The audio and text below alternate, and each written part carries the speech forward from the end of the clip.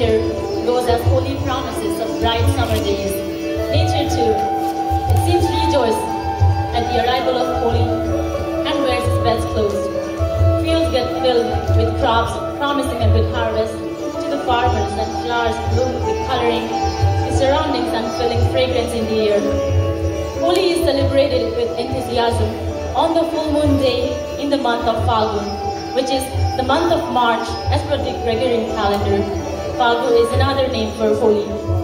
This festival is celebrated by getting families and friends together and smearing colors over each other. Some even wander on streets to play Holi with strangers.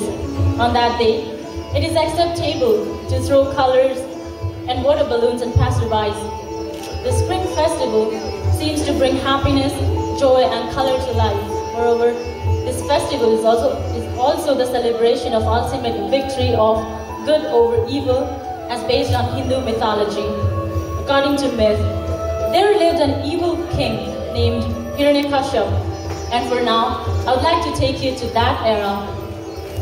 A demon king Hiranyakashipu hates Lord Vishnu, so to defeat Lord Vishnu, he is in need of power.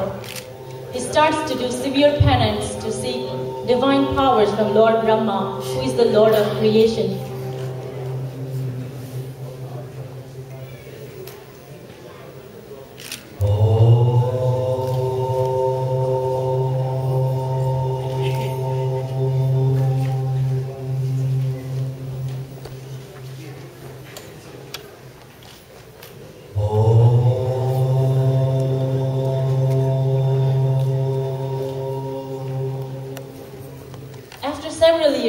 Lord Brahma, being pleased with his penance, appears in front of him.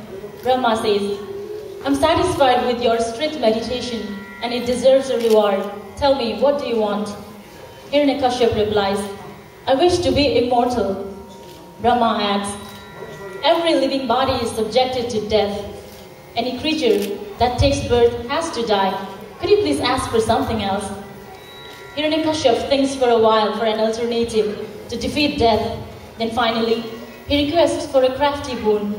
He says, "Grant me the wish so that I would not be killed by any animal or a human being, not by any weapon or poison.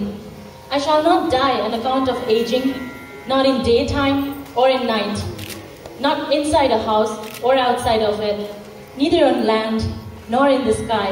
And also, I shall conquer all the living entities and celestial gods." Brahma, tied by his own words, grants him the wish.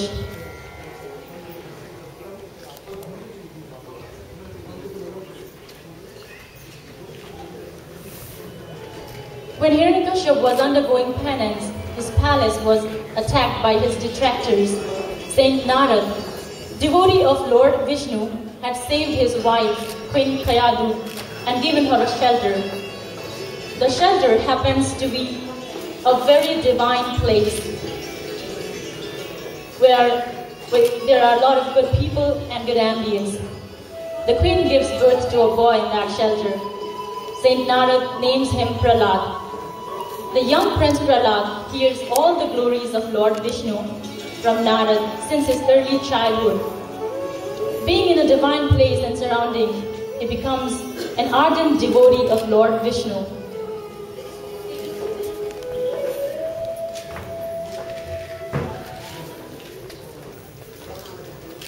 Demon King Hiranyakashipu returns from his penance and takes charge of his wife and child from Narad.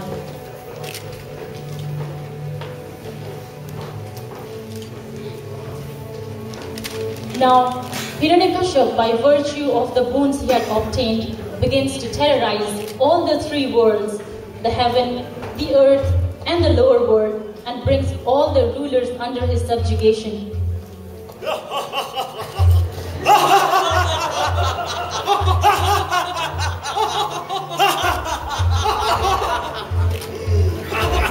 He declares himself to be the sole God of the universe and dictates that no hymns of praise on Lord Vishnu should ever be sung.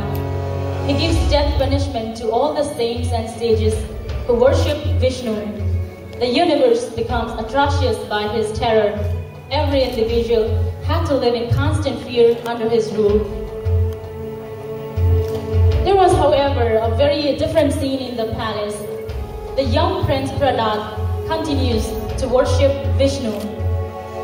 Hiranyakashipu orders, "My son, you are not supposed to worship my enemy Vishnu." Prahlad replies, "My dear father, Vishnu is my Lord. In fact, he is everyone's Lord. Father, you should not make him your enemy, rather worship him." Prahlad's reply annoys him, so he orders his men to take his son away. He thinks that after some days, Prahlad would forget Vishnu. Soon he calls some teachers and orders them, "Teach my son the demon lessons, make him forget Vishnu. He should believe that I'm the only God in the universe." As Hiranyakashipu learns the teachers are becoming unsuccessful in their quests, rather Prahlad had started to influence other students singing the glories of Lord Vishnu. Therefore, he plans on punishing his own son. Finally, Hiranyakashipu orders death sentence to his own son. He orders his ministers to make him drink poison, but surprisingly, nothing happens to him. The ministers then tried by throwing him off the high cliff and trying to drown him in the sea, but the totally unruffled Prahlad praised Lord Vishnu earnestly to save him, and each time he came out unscathed from the jaws of death. Hiranyakashipu's sister Holika is blessed from Lord Brahma to be immune to fire. When she realizes that her brother is frustrated with Prahlad's dedication for Lord Vishnu, she decides to help her brother. She requests Hiranyakashipu, "Dear brother, I cannot see your prestige wane in your own palace. I want to punish Prahlad in my way."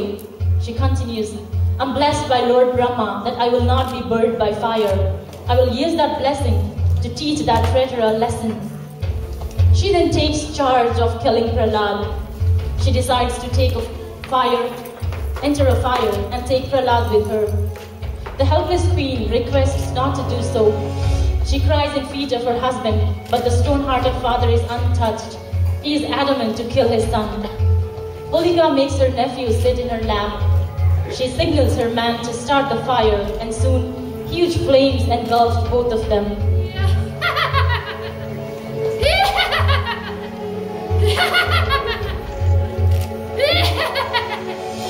It turns out that the fire burned Holika with her evil desire, whereas Prahlad gets unharmed by the grace of God. Crestfallen by the unsuccessful efforts, the ministers bring Prahlad back to the king. Appalled by the turns of events, Hiranyakashipu challenges his son to show him Lord Vishnu. "Where is that treacherous Vishnu?" he demands. Prahlad calmly replies, "Lord Vishnu is everywhere. He is residing in the highest mountain as well as in the smallest twig." Pointing to the pillar, Hiranyakashipu asks, "Is your Vishnu inside this?" "Why not?" replies Prahlad. Hiranyakashipu takes his massive mace and hits the pillar powerfully. The pillar splits into two, and out of it appears Narasimha, Lord Vishnu with the face of a lion and a human body. The massive and ferocious look of Lord startles Hiranyakashipu. It is evening. The sun is about to set, neither day nor night. Narasimha, neither an animal nor a human, grabs and lifts Hiranyakashipu, carries him to the entrance of the palace, and sits right at the entrance, neither inside nor outside. He places Hiranyakashipu on his lap, neither on earth nor in the sky, and using his sharp fingernails, not by any weapon, Narasimha tears the body of Hiranyakashipu and kills him instantly.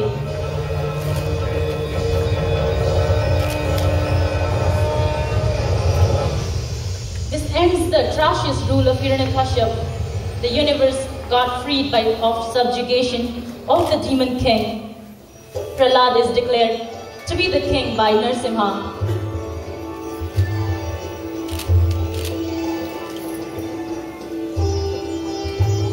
The story ends here, but Prahlad's unparalleled devotion and faith in Lord Vishnu becomes the hallmark of bhakti for all the future generations to come. Still, these days, people believe that God descends to earth whenever the good and pious suffer and the evil ones have the upper hand. God protects the good, destroys the evil, and restores dharma, the righteousness. Holi is said to be celebrated to rejoice Holika's extermination, and the traditional bonfires are believed to commemorate her death. Holi for everyone is a time for fun and frolic, a day when everyone forgets the worldly anxieties and just enjoys the finer things in life. Thank you.